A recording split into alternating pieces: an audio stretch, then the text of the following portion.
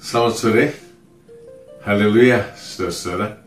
Saya mau cerita satu kejadian begini. Satu mama itu bertemu dengan saya dan cerita begini. Om, katanya, anak saya yang kecil itu aneh.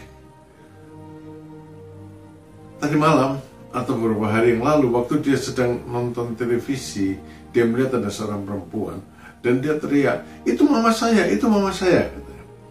Mamanya bilang, bukan, saya mamanya kamu. Anak itu ngotot, bukan, itu mama saya.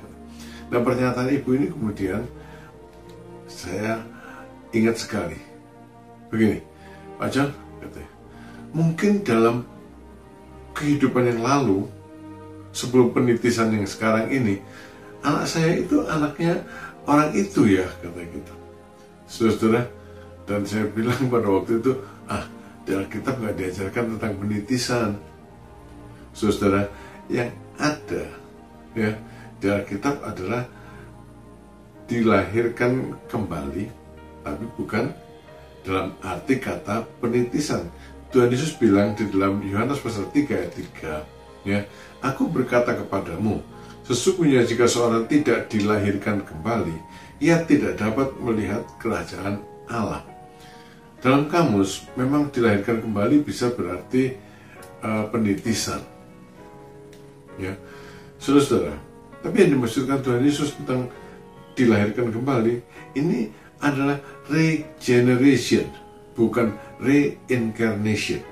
Reinkarnasi atau penitisan adalah kepercayaan adanya kelahiran kembali yang terjadi setelah seseorang mati. Dan ini bisa terjadi berulang-ulang kali. Seorang lahir, mati, nanti dilahirkan lagi, mati, dilahirkan kembali, mati lagi. Dan itu bisa berulang kali tergantung dari perbuatan orang itu pada waktu dia hidup di bumi. Kalau perbuatannya jahat, dia akan dilahirkan kembali dalam keadaan yang jauh lebih rendah. Mungkin dari tadinya manusia, karena perbuatannya jahat, dia dilahirkan kembali jadi monyet. Dan sebaliknya juga bisa terjadi, ya. Monyet yang baik mungkin pada suatu saat ya mati dan dilahirkan kembali jadi manusia mungkin. Nah, saudara, tapi yang dimaksud oleh Tuhan Yesus tentang dilahirkan kembali itu bukan reinkarnasi. Kalau reinkarnasi itu terjadi setelah seseorang mati, dia dilahirkan kembali. Dilahirkan kembali yang dimaksudkan Tuhan Yesus adalah terjadi dalam kehidupan sekarang ini. Dan hanya terjadi satu kali. Lahiran kembali. Saudara, yang dilahirkan kembali bukan tubuh fisiknya, tapi roh dan hatinya.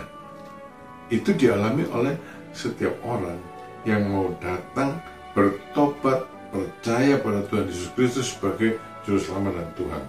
Mengapa yang dilahirkan hanya roh dan hatinya, bukan kelahiran fisik? Sebab saudara, manusia itu pada dasarnya adalah bagaimana roh dan hatinya. Roh dan hatinya jahat, maka manusia itu akan jadi manusia yang jahat. Kalau roh dan hatinya baik, dia akan menjadi orang yang baik, orang yang saleh, orang yang kudus. Saudara, kepada orang-orang yang menerima Tuhan Yesus sebagai Tuhan dan Juru Selamat pribadinya, Tuhan mengaruniakan roh dan hati atau batin yang baru.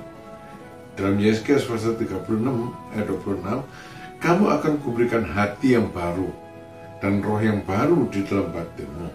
Akibatnya apa?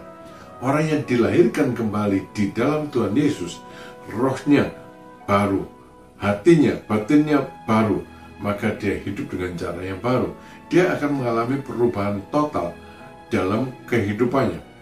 Tubuhnya akan mengikuti perubahan yang terjadi di dalam roh dan hatinya. Otaknya mengikuti yang terjadi perubahannya di dalam roh dan batinnya.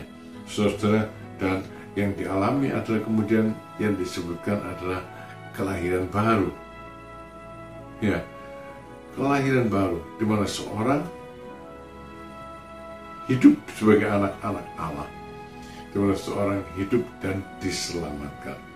Jadi saudara-saudara, di dalam iman kita Kristen, Tuhan tidak mengajarkan adanya reinkarnasi untuk mencapai keselamatan.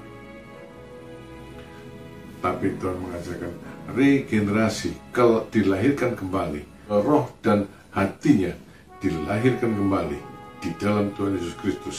Maka orang yang dilahirkan kembali ini, ia akan melihat kerajaan Allah di masa sekarang ini maupun di masa yang akan datang.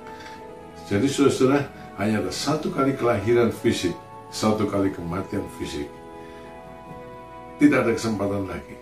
Kesempatan ada hari ini, sekarang, dalam kehidupan sekarang ini, untuk dilahirkan kembali dan diselamatkan. Pilih yang benar.